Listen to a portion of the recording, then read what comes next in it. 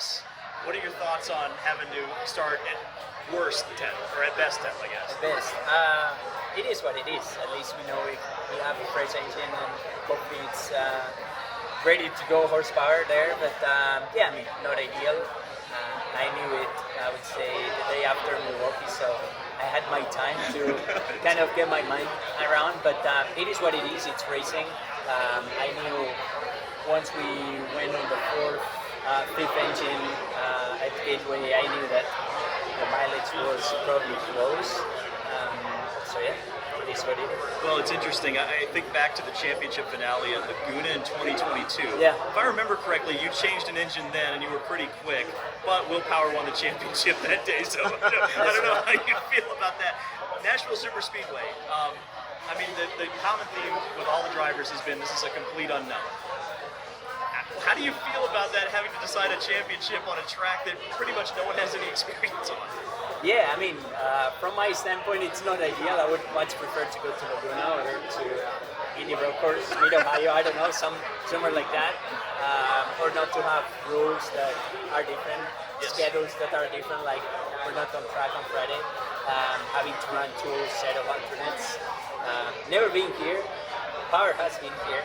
Also 2 months ago testing, so there's some cars and drivers that ran here before, which makes it a bit unfair in my opinion, but it is what it is. Yeah.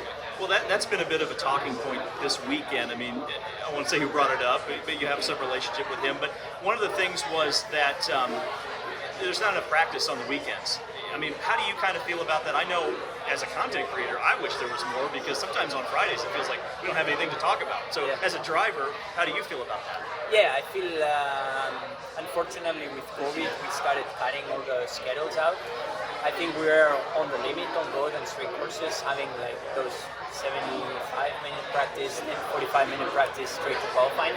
But I think all those it's worse. Like we have one practice and straight to qualifying. Then you have another practice. Let's say the grid is already set. So it's the same for everybody, but it doesn't help when you have, let's say, a weekend that it's not looking amazing or you don't have enough experience. But yeah, I think it's the same for everybody. So. But it's like weird at like Indy, we have a week of practice and we get here and I know. Maybe one day if it doesn't get rained out. If it doesn't get rained out, 90 minutes you need to do qualifying, you need to do race, you need to do alternates, primaries, you need to do everything in one. So yeah, I would say that hopefully we can change that in the future. We don't need practice on Thursdays, but I think we need more practice sessions for everyone. I think it helps the rookies, it helps even the veterans, it helps everybody, and it helps the fans as well. Like, what do we do on Friday? We just go out to the track and see the cars run, right? Instead of just having outdoor sessions. When I met you in 2020, if I would have told you you'd be on the verge of winning back-to-back championships, your family would be here, you'd be running for Ganassi race, I would have said you were crazy, and I would say it still sounds crazy to me. My dad took me from the track to here, and I was talking to him about this, that we're going to the media bullpen for the championship contender. I know that there was more drivers, but it was specially built for the championship, and that we were on the fight for it for the third time. So it sounds amazing. I would have never thought that we would be in this position. So yeah, hopefully we can be happy on Sunday night. How valuable was the session that Dixie had down here in the test? I know Will Power was here as well, but has that been valuable for Ganassi as an organisation?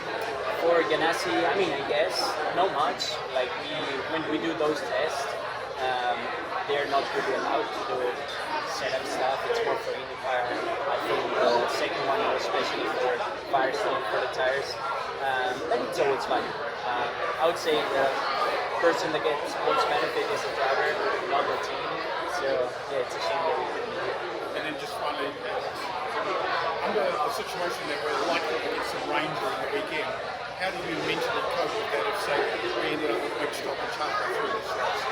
Yeah, I mean, it makes it more difficult on both practice. Like, is it going to get stopped? Are we going to get less practice? No qualifying, more qualifying, less. And then during the race as well, you don't want to be on one strategy that's only the rain comes and that's it, game over. So having that said, it's easy. is what it is. It's the conditions that we're going to have, so we try and do the best we can. And mentally, it's just about doing the best lap we can every single time. Yeah, that would be nice. When IndyCar ran here from 2001 to 2008, it was a completely different car, completely different field of drivers, except for Scott. Yeah.